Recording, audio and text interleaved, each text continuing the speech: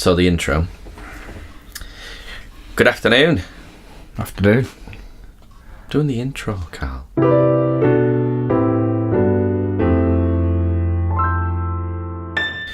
Good afternoon. My name's Andrew. This is Carl. And this is Confessions of the Backseat. And it's not anything to do with what you do in the backseat. We're two jobby magicians. We travel around the country entertaining, but we spend a lot of time in the car waffling, talking about stuff that bugs us, that annoys us. Not many happy things, to be honest with you. But I thought, what better way for me to get it all off my chest, and for Carl to get it all off his chest, than to burden you lot with it. So welcome to Confessions of a Backseat.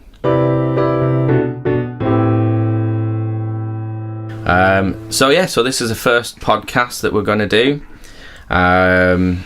What we'll try and do is keep you up to date on what's annoying us most this week, where we've been, what we've done, and from talking to Carl, he's got a lot that's on his chest this week, so we might even do a top 5 of what's pissing him off. Top 5.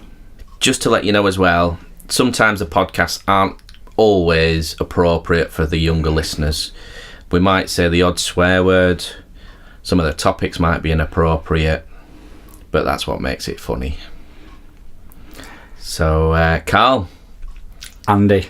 How are we doing? Well, like you say, I like the way you phrased it, that we're going to burden people. Listen, if I've got to listen to you waffle on about just gardening, your tomatoes, 2 hours, tomatoes. That's all I had in the car the other day. 2 hours of how ripe his tomatoes are. No, they're not ripe yet.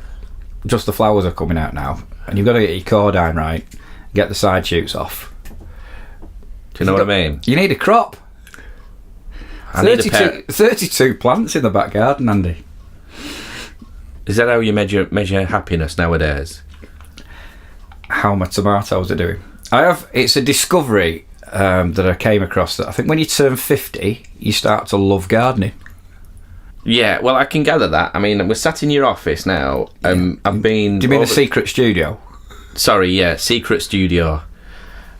It's in his office. Don't let him tell you any different. It's in his office.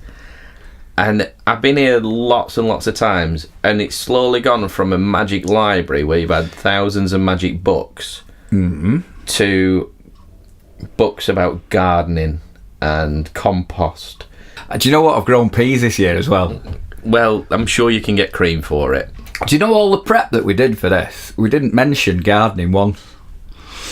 No. But you've started off with gardening. You've thrown it right at me, haven't you? Yeah, because I like to keep you on your toes, Carl. I like to get on my knees in the garden. Oh, dear. Have a good dig. I like to improve the soil. Carl, I can feel people falling asleep as we're talking. I have actually grown different varieties of tomato this year. Not just like the little ones or the big ones. I've grown yellow ones as well. And I'm quite excited. Are the yellow ones just not ripe? Not sure, really. Never done it before. I think they're just not ripe, Carl. I'm sure tomatoes are meant to be red. I've never seen yellow tomatoes. Anyway, that's not annoying me. That's one of the things that keeps me sane. Well, tell me one of the things that annoys you then. School proms. What? School proms. You're too old for a school prom. I know, but I've got a daughter who's 15, just left school. School proms. What's all that about? It's not just a prom. Yeah. The prom's alright, it's a party. I think we used to have school discos. When you left school, did you have a school disco? Yeah, I remember school discos. First kiss, you'd be dancing like an idiot. You had your first kiss at your school prom? At my school disco? Of course I did. First? Well, first of many. You were like 16 then? I'm an ugly child. Yeah, fair enough. I can see that. There's no need. Is that why I've got a picture of the back of your head on the website? It's my best side, Carl. Fair enough. Anyway, it's not the prom dress. Right. What's all that about? So it's like a competition. Yeah. With all the girls, who can get the most expensive dress. Right. And not only does it alienate people to not go to their own proms, because some people go, we can't afford that, Right. You've got these kids who are spending a fortune, and I'm not talking like 60, 70, 80 pound. We're talking hundreds of pounds on dresses. Yeah. And they wear them for 4 hours. And they'll never wear them again. Right. What's all that about? Is it fair on the parents? What's wrong with the old-fashioned school disco at the school? They don't even go and have the prom at the school. It's the Americanism. It's They coming have over it from America. They have it at a hotel, normally a posh hotel. Then you need a car. Right. A Hummer. A what? A Hummer. You've all got to go in a Hummer. In a Hummer? In a dress that costs 600 quid. I've got to say my daughter's doesn't, by the way, because we're really sane. Saying that, I did tot it all up recently, and it's... Are you willing to share the amount? No, I'm not, but it was... I think as you asked me before, it's probably about as much as I would be charging if I was entertaining them all for the night. So would you feel the same level of guilt or the same level of disappointment or being taken advantage of if you get an inquiry for it? If somebody phoned you and said, we've got a prom, would that make you reconsider what your fee would be? Or would you think, it's a prom, they've got lots of money to spend? I absolutely love proms. I think proms are the best thing in the world. I think they're brilliant. And because that's going to... It's only once, isn't it? It's only once that you have to fork that out. Really, I can see you're very committed. very committed to your stance on proms, Carl. You're not swinging either side at the moment, are you? Well, I can swing both ways on this.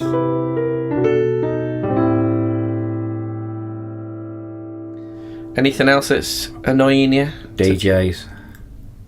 Are we still talking about proms or DJs No. in general? Oh, no. I know you're on side with this. DJs that when you go to an event, just play the music so loud you can't hear yourself think. You mean the DJ from Ibiza? Yeah, well, they think they're from Ibiza, Yeah. but they're probably in Leeds. It's or somewhere like, they want to be in Ibiza, but the one thing that really gets my goat Go on. is obviously us doing what we do. People have got to be able to hear you. Yes. Would you'd agree with that? Yeah, because, you know... Otherwise, it's a mime act. Well, yeah, and to be honest, I mean, you probably can't tell from the first 5 minutes of this, but you're quite funny normally. Thank you. It's a script. No, that's a script, and this is quite ad lib. So, but you'll go in, the music will be really loud, and you'll realise that you're just shouting at people, Yeah. as opposed to talking to people, which is not the best way to entertain. No. And so you go to the DJ, and you say, Mr. DJ, I know you're going to make everyone dance later, and you're a really nice guy, but can you please just bring the music down? I felt like there was going to be a but there. No, there's no but. They normally seem like nice guys. Yeah. Please, and they'll bring the music down. They'll bring the music down so they can have a conversation with you. Yeah. And you go, that's about right, you can hear me now. Yeah. I still hear the music. And you can still hear the music. It's in the background music. It's background music. It's called background music for a reason. For a reason. Yeah. So people can still talk. Normally it's for the beginning of an event. Yeah. And then as you walk away, Yeah. they turn the music up again. Yeah, because they've finished talking to you. Because they finish talking to you. And they think it's funny. But obviously, it really, really annoys me. That's another one. Right, board games. Right, here's number 3. Number 3. Are we on number 3 already? I think we're on number 3. Oh, my word. Board game. Right, one of my passions, Yeah. other than what we do for a living, and apparently now gardening, and tomatoes and peas, Right. is I love board games. Okay. Are we But not- talking... Not Monopoly, Right. not Cluedo, Yeah. not Risk. So the normal ones that everybody knows. None of them, no. No. I quite like... I wouldn't say complicated games, but games that have won awards for being clever Right. and interesting and engaging and bringing families together. And there's some amazing games that once you learn them... I feel like you're trying to sell this to me quite hard. I don't think it should be a big sell, but there is a problem. Okay. And the problem is, they're quite expensive, some of the games I buy. Okay. You've still not told me the problem. Is that the problem, that they're expensive? The problem is... No, because I don't mind that, because do you know what? And I don't mind him hearing me say it, because he's our producer, it's always an opportunity when you learn a good game to end up sat with somebody, chewing the fat, playing a game, and you don't always get to sit down with your son, but he quite likes games as well. Yeah. So I quite like that it gets you to... You get to spend time with your family. It's a bonding thing. Yeah. And some of them are quite complicated. But what I find is I will spend hours and hours and hours learning a new game. Okay. Because like the rule books are books. Can we clarify? Hours and hours and hours? Sometimes, yeah. Like I say, the rule books can be a book as opposed to a pamphlet with a few rules on. Not all of them, but some of them. Yeah. And I'll spend all that time learning a game and then say, who wants to play the game? And nobody wants to play the game. Well, I've got a few questions. You can ask me anything you want. Really? Well, question number 1. When you learn hours and hours and hours of rules... Yes. The people that play the games have now got to sit through you explaining hours and hours and hours of rules. Yeah. And I don't see the problem there. Okay. If one of the things is to spend more time with your son, you've just spent hours and hours and hours sat in a room on your own reading the rules. You could go, come on, we'll spend hours and hours and hours doing something else. Drinking beer. Yeah. But with models in them and everything, like the models you can paint. Okay. And like there's adventures, and you can take on the roles of different people and pretend you're somebody else, and so go you want to pretend you're somebody else, Carl? Somebody else that doesn't like board games, that doesn't like gardening. They're not all role-playing games, right? Because I know you like role-playing, but we'll talk about that in another podcast, I think. Okay. There's something new for me. Yeah. But why do people say, yeah, I'll play that, and then when they realise that maybe you have to think about it a little bit, they don't want to play anymore? Let's play Snap. I'll play cards. I think it's because if it's a game, they probably want a bit of escapism and not think too much. I think people have to work quite hard nowadays. Well, why did they design the games then? The games are brilliant. I make sure I only buy games that have won awards, that come highly recommended. That nobody will play with me. Well, shall we put it out there? If anybody wants to come and play a game with Carl, I think we're going to set up a Facebook page and stuff. You can put a thing on there, or garden. If you find life's not as exciting as you want it to be, and you want to come and garden with Carl, I think what you want is cheap slave labour. Is that what you want? I think so. Or a new friend. Possibly, to play can we have a new friend? Because I'm sat here wondering why we're friends. Christian will play. Christian's my lad and our producer as well. Yeah. And he's sat in here. I can't see his face at the moment because he's behind me. Yeah, you don't want to see his face. I think he might be cringing. He's rolling his eyes. He's far too cool. But I've got to say, he's a university student, and as soon as it's possible to go back to his halls or his house or wherever, he's out of here. And so I don't think it can cope with the excitement of tomatoes and board games. I think that's what it is. My gaming partner is he disappears as quick as he arrives.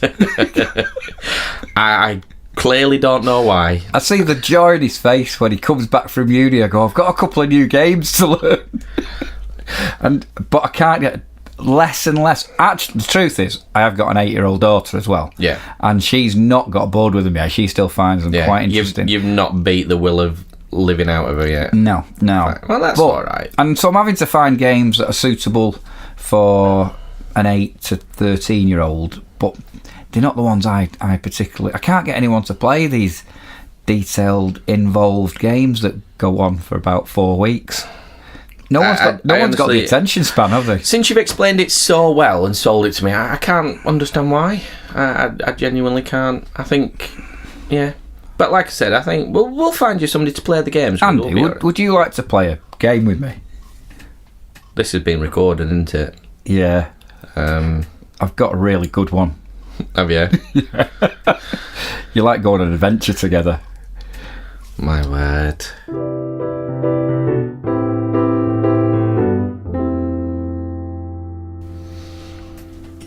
So, we had to have a little break after that because I was far too excited about Carl and his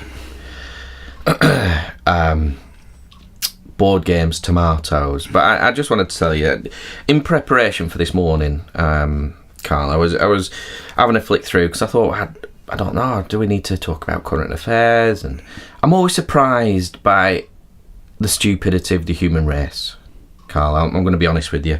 I was reading an article this morning, and a couple from Jacksonville, Florida, have been arrested. So they are Americans? Yeah, we'll just put that out there. They're Americans. Tito, the guy, and Amanda Watts. And they've been selling golden tickets to heaven. What can go wrong? Do you know what I mean? I'm going to show you a picture of them now. We might put a picture up on Facebook of them. But I'm going to show you a picture of them now, Carl. Yeah. Now, if you imagine somebody like George Clooney in Ocean's 11 being able to sell anything, sell the Eiffel Tower to people. Good-looking guy. Yeah. Suave, got silver tongue that can sell Well ice dressed. to Eskimo. You know what I mean? Yeah. Yeah, I've got it. Well, when I heard that they were selling tickets, golden tickets to heaven, Do you know how much they were selling them for? I did. And if you had to put a price on a ticket to heaven, Carl, how much would you say? It's priceless, but do you want me to put a figure on it? I would put a figure on it, Carl. What would you say? £10,000. You're close. £20,000. You're close in the wrong direction now. £15,000. You're still close, but still in the wrong direction. £12,000. Carl, we're going to be here all day. I'm going to be honest. $99.99. It's a bargain. It's an absolute bargain. Where do I sign up? Well, let me show you the picture of these people first, because I'm going to be honest with you, Carl.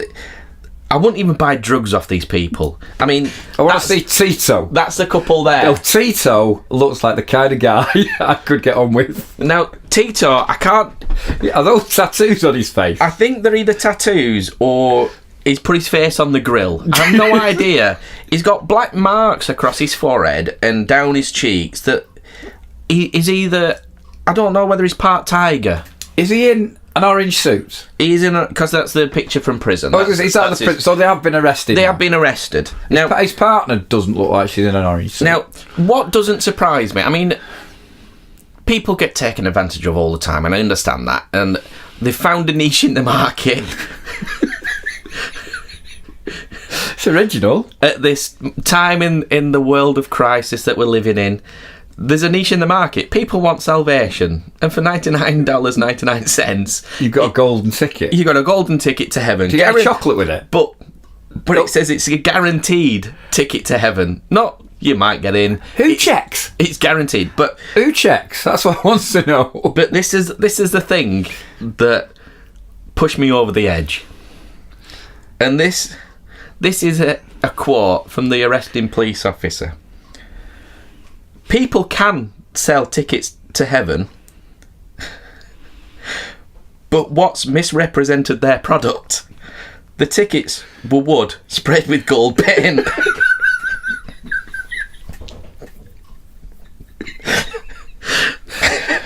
So it wasn't really a golden ticket then? It wasn't really a golden ticket, and that's why they got arrested. Not because they can't get you into heaven with these tickets. It's because they misrepresented them as golden tickets when they were wood. Spray painted. Golden. Well, you're always going to get in trouble when you spray your wood gold. Oh, Carl. What people believe in is what they believe in, and if you feel you can buy a ticket to heaven, that's fine. Do you know what? It's worth taking a punt on $99.99 though, isn't it? It is. It's only a punt, really. Even if you've got a guarantee with it, it's a punt. But let's be honest. You've only got to believe. You don't have to buy a ticket. You don't have to buy a ticket. No, you've got to... But it might give you a slightly better chance of going in the right direction. You get in the home ground rather than the away seats. And I quite like the fact that they've gone solid with the wood, so at least you're getting something substantial. And it's not as if you're just getting a floppy piece of paper. Well, that's it. I mean, they could have just printed them off. They could have made a nice Word document that looked presentable. But no, we've got all this wood lying around. Do you know what they were doing? They were giving value for money. They were giving value for money. They were giving value for money. Now, where they fall down is in marker pen. They'd wrote, admit one. Like people were buying one and going, we'll be able to get the family in. Yeah, we're going to scam the scammers. We'll buy one and say it's a family ticket. Don't worry about buy one, it. Get one free. We better die together. You know, we'll have to arrange it. We'll have to arrange it that when we die together, so we can get it on the same ticket. Well, that's it. I mean, you know, do you need a wristband? Is it all inclusive? I have no idea.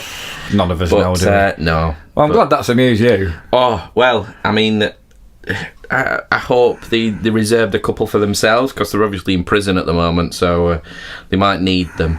But yeah, if you see anybody around and about selling...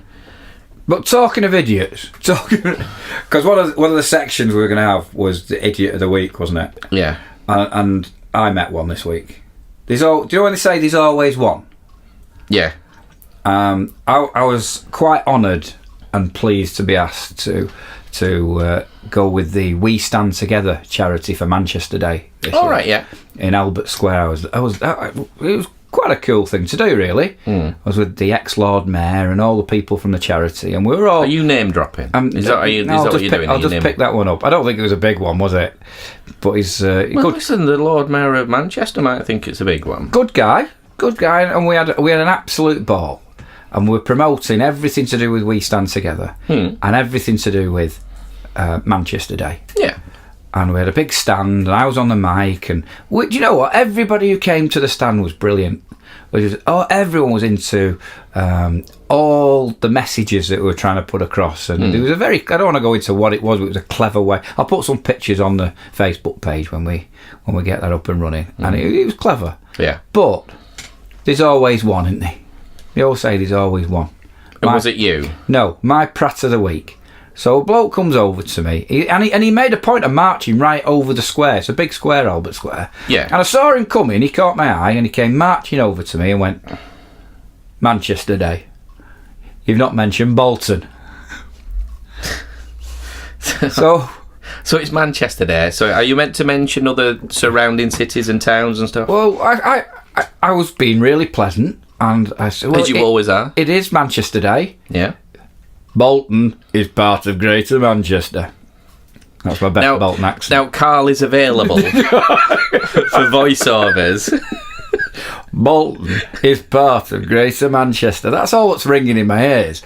So I explained that no other region was mentioned other than Manchester because it was Manchester Day. This bloke got upset. Rubbish, Manchester Day. You've not mentioned Bolton. And I've got to say, because of the feel-good factor of everybody else within a square, thousands of people came to the stand. Yeah. One absolute idiot. I hope he hears this somewhere. You didn't mention Bolton. He's my prat of the week. There you go. But I don't think he's up there with Tito. No. I mean, Tito with the golden tickets. Yeah. Do you not think that you always remember the weirdo or the idiot or the one that's the worst one over the thousands of the good ones? Sometimes. Yeah. Like we both remember that DJ from last week. Well, yeah. I hope he doesn't hear this. Probably can't over the sound of his music. It was loud. I've got to say, you're boring me a little bit now. You've done all the talking. Oh, has it been me doing the talking? Yeah. Can we talk about tomatoes a little bit more? No, we can't talk about tomatoes, Carl. Or board games. I think we should wrap it up and save everybody's enthusiasm for next week. Andy, I've got to say, it's been our first attempt. I've really enjoyed sitting here for the last half an hour just talking to you. Carl, it's been a pleasure listening.